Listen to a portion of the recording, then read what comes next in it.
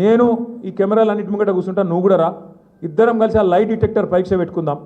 ఎవడు నిజం చెప్తుండో ఎవడు అబద్ధం చెప్తుండో మొత్తం రాష్ట్రం చూస్తుంది, దేశం చూస్తుంది అని చెప్పింది. దానికి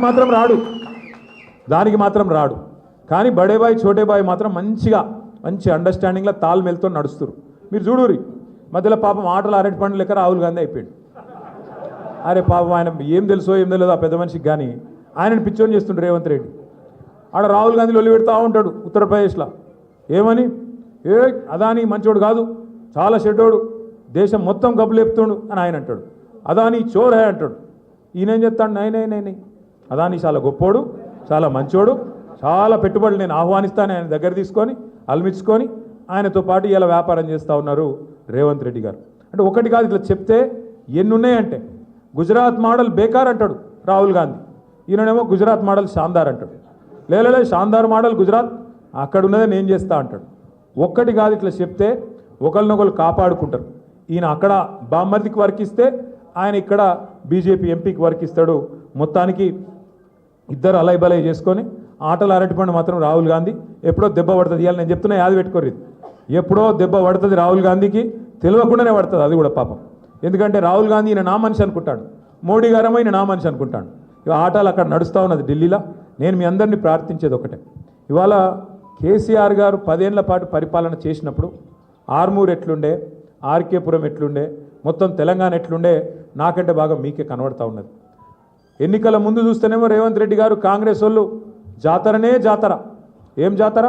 హామీల జాతర, డిక్లరేషన్ల జాతర, అబద్ధాల జాతర.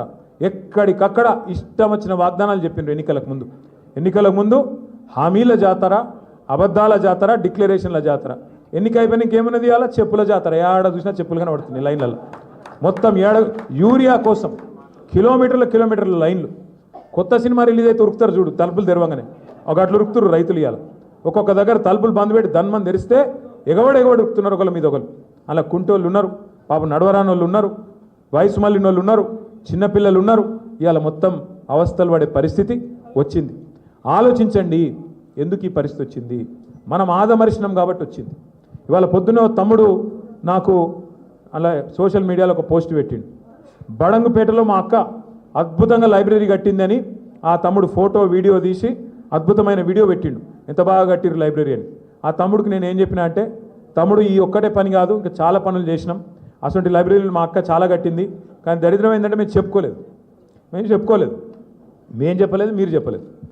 ఏమున్నత్తి అని కనబడతలేదా, ఎదురుగా లేదా, కళ్ళకు ఎదురుగా లేదా అని మనం అనుకున్నాం. కానీ వాళ్ళు ఏం చేసినారు? వాళ్ళు ఎక్కించిన మాటలు ఎన్నెన్ని మాటలు చెప్పారు. ప్రగతి భవన్లో కేసీఆర్ గారు ముఖ్యమంత్రిగా ఉన్నప్పుడు ఆయన ఉన్న నివాసంలో 150 రూములు, 150 రూములు ఉన్నాయన్నారు, బంగారు బాత్రూమ్లు ఉన్నాయన్నారు, బుల్లెట్ ప్రూఫ్ ఏమో ఉన్నాయన్నారు. మళ్ళీ మొన్న పాపం బట్టి విక్రమార్క గారు ఇప్పుడు అల్లు ఉంటాడు. మన ఆయన అడిగిండు టీవీ 9 ఆయన ఏమడిగిండు? ఏమాయ సార్ మరి 150 బాత్రూములు బాగా ఎంజాయ్ చేస్తున్నావా, బంగారు బాత్రూములు చూస్తున్నావా అంటే హే నవ్వుతుంది. అంటే ఎట్లా అంటే ఎన్నికల ముందు ఏది పడుతుంది ఉర్రాలి, నోటికి ఎంత వస్తే అంత, ఏది పడుతుంది ఎట్లు పడుతుంది